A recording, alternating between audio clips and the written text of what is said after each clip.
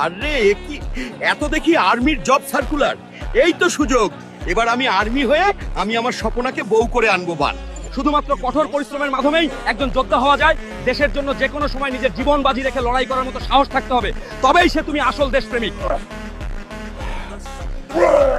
জি sir, আমি দেশের জন্য সব সময় প্রস্তুত আছি। যদি তুমি 10 সেকেন্ডে এই দড়ি বেয়ে উপরে উঠতে পারো, তাহলেই তোমার চাকরি কনফার্ম হবে। চাকরিটা আমি পেয়ে গেছি স্বপনা, আর মাত্র 2 দিন পরেই আমি গ্রামে এসে তোকে বিয়ে করব, আর কেউ আমাকে আটকাতে পারবে না। হালকা ভাই, ক্যাম্পে শত্রু দল আঘাত হানছে, তাড়াতাড়ি লও, নাহলে কেউ বাঁচবে না। কি বলিস? এখনই আসছি আমি। আমি থাকতে আমার দেশের মানুষের কোনো ক্ষতি হতে দেব না। কে আসবি? আয় আমার সামনে। ইয়ে, কাম অন। আজ দীর্ঘ 9 মাস পর আমার দেশকে স্বাধীন করলাম। এবার স্বপনার কাছে এইটা অনেক সুন্দর লাগছে, এইটাতে আমার স্বপনাকে অনেক সুন্দর লাগবে।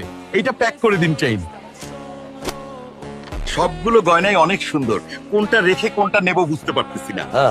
কাজ করুন, আপনি সবগুলি দিয়ে দিন। কিরে দোস্ত, এতদিন পরে তুই গ্রামে? আমরা তো ভাবছি তুই আর আসবি না। ধুর পাগলা, তোদেরকে কি আর ভুলে থাকতে পারি? পরে কথা হবে দোস্ত, আগে স্বপ্নার লগে দেখা করে আসি। আজকে তো স্বপ্নের বিয়ে, দোস্ত তুই তাড়াতাড়ি যা। স্বপ্না রে, আমি আসতেছি।